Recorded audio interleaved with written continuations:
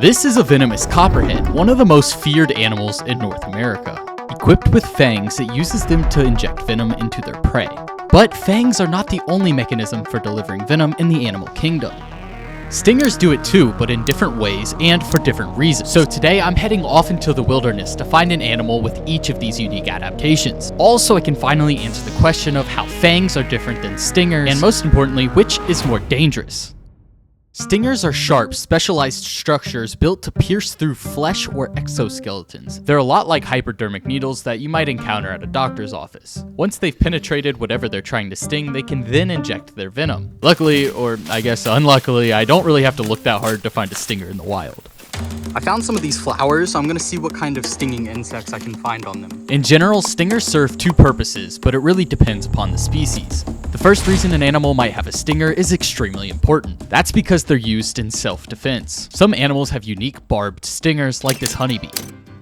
Their stingers have two rows of sawtooth blades that help dig into the skin of a would-be predator. Once anchored into a potential predator's skin, the attached venom sac pumps a cell-destroying toxin under the skin. The spikes on the stinger make it very hard to be removed. That means the only way to get rid of the stinger is to self-amputate, leaving behind the venom sac still attached to the stinger. This is potentially fatal to female honeybees, who are the only ones that sting. But if one bee sacrifices itself, it could potentially save the rest of the colony from something dangerous. Wasps and bees will only sting you if they feel like you're a threat. That being said, self-defense is not the only reason why an animal might have a stinger.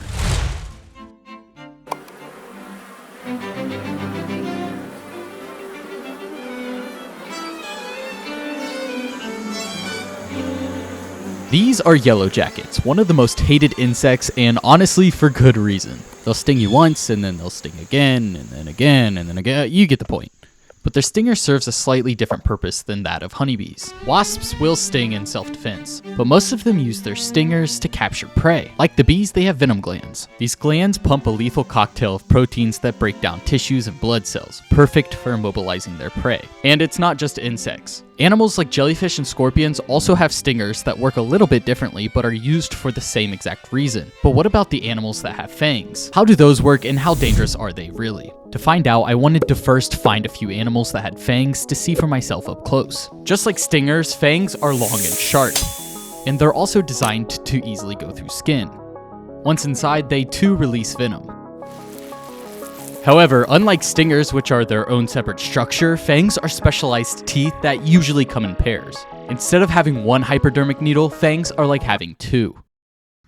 I just got that all over the wall, whoops. The first animal that I'm looking for that has fangs likes cool, dark places, so I'm gonna be looking for it under rocks. Let's see if the animal I'm looking for is under any of these rocks. Nope. Nope. Nope. Eventually, after flipping a ton of rocks, I uncovered the animal with fangs that I was looking for. This is a northern black widow. Widows are relatively common and found throughout much of North America. They get a bad rap because they have a very potent venom that's said to be 15 times more toxic than a rattlesnake's venom.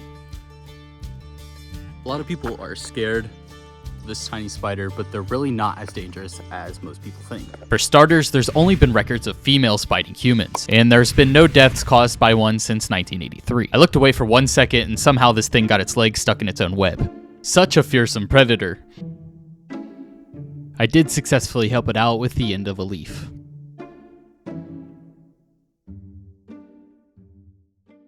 Black widow spider's venom is very potent, but their fangs are very tiny. What about an animal with larger fangs?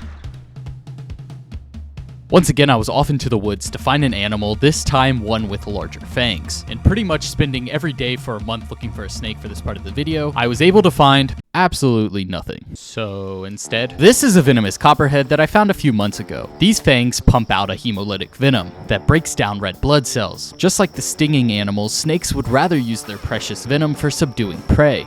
But copperheads can inject significantly more venom just because they're a larger animal than something like a spider or some kind of insect. In North America, copperheads account for a majority of the venomous snake bites that occur annually, but they are very rarely fatal. While the copperhead isn't the most dangerous animal in the world that has fangs, the inland taipan, also known as the fierce snake, is considered to be the deadliest animal that has fangs. Its venom is the most toxic of any snake, and a single bite contains enough venom to kill 100 adult humans. Despite its venom's potency, the snake is very reclusive, and recorded bites are extremely rare. On the stinger side, the box jellyfish is often considered the deadliest. This jellyfish has tentacles lined with stinging cells that deliver extremely potent venom.